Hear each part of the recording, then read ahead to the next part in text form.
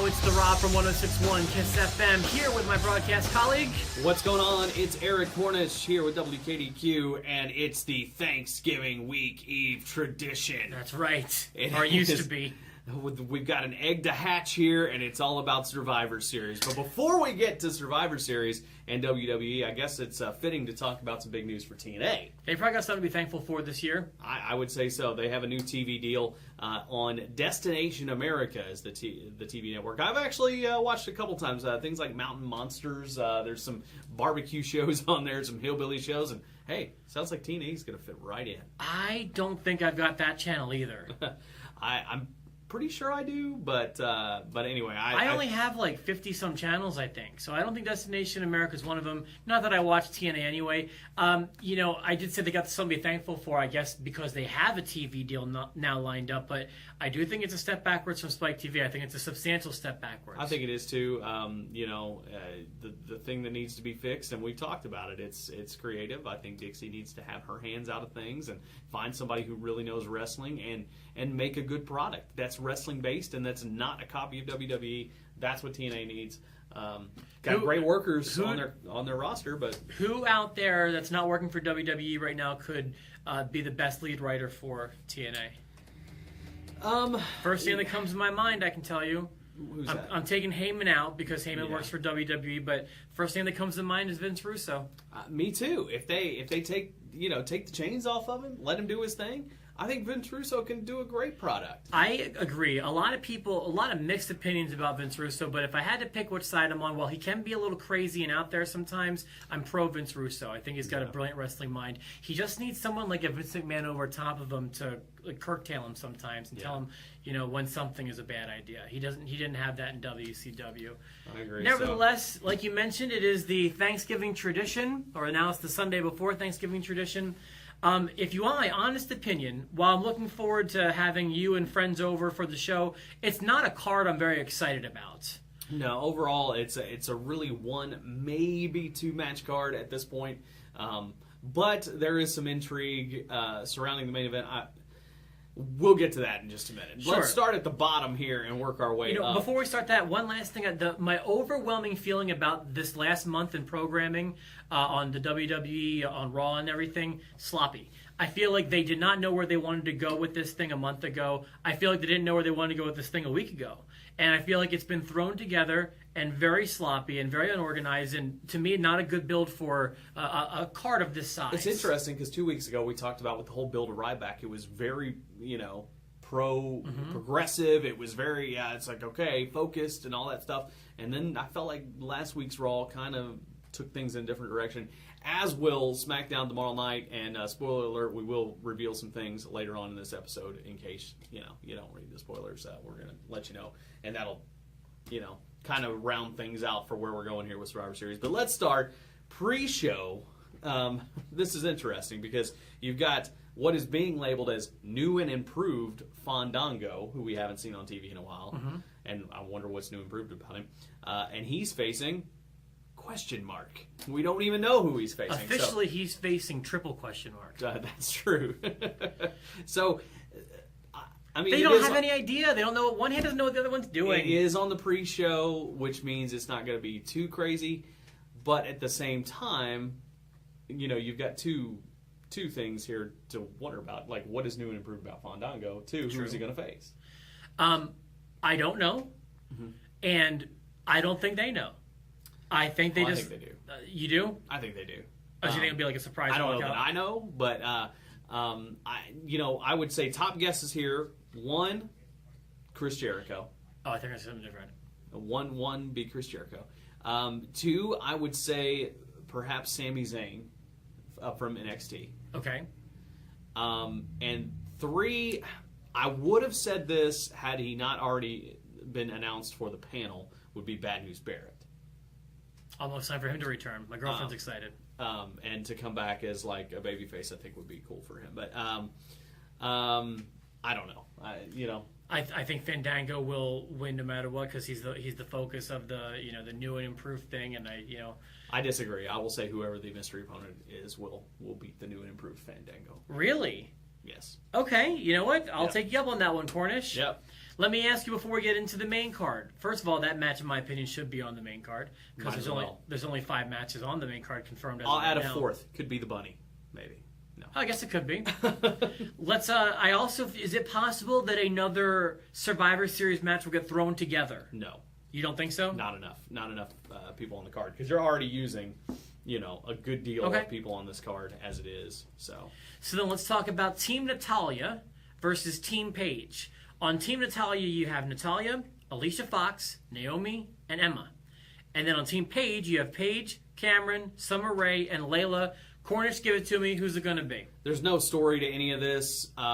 It's just gonna kind of be a cluster. You've got you got several people in here that are not. Well, no, you've got one person in here that's not a very good wrestler, being Cameron. Take that, Cameron. And sorry. But anyway, I will just say Team Natalya strictly for feel good Excellent. moment for those folks. Because I'm picking Team Paige, and I'll tell you why. I was looking at the names, and I feel like Team Natalya had a bit more star power and relevance with Alicia Fox, Naomi, and Emma versus Cameron, Summer Rae, and Layla. However, the names at the top, Natalya versus Paige, I see Paige's hand getting raised before I see Natalya's. So that's why I'm choosing Team Paige, and I love that we are 2 matches in with 2 disagreements, Cornish. It's all good. It's all good. No, I do. I love this because Yeah. it's going to make watching the show more I exciting. like this. So then we go up another Divas match. Why not? We've got AJ Lee versus Nikki Bella. Of course, you've also got you've got Brie Bella in there to add to the drama, and this could be the swan song, I guess, for the whole angle of them being her slave and all this. It is for the Divas Championship, though. What do you think? I think AJ, and I think that there'll be some sort of maybe Nikki is still under the impression that Brie is her slave, still her servant, and then Nikki's like, the 30 days was up whenever it was up, and now I'm not doing what you tell me. Stick it, sister. Something Could be. along those lines. I don't see. I kind of noticed the trend that I read online that a lot of the ladies who are on the Total Divas show don't get the title, and I just don't see the title changing hands here. Yeah, I think if that is the case, then AJ Lee would have to hold on to it for a while. But just for the sake of argument, I'm going to go ahead and go the opposite way. Really? I'm going to say that Brie helps her sister, but then shortly after that, the 30 days is up, so they can feud over the title. So I'll go with you. Interesting. All right, we are 3 matches in and 3 disagreements. I love this. Yes.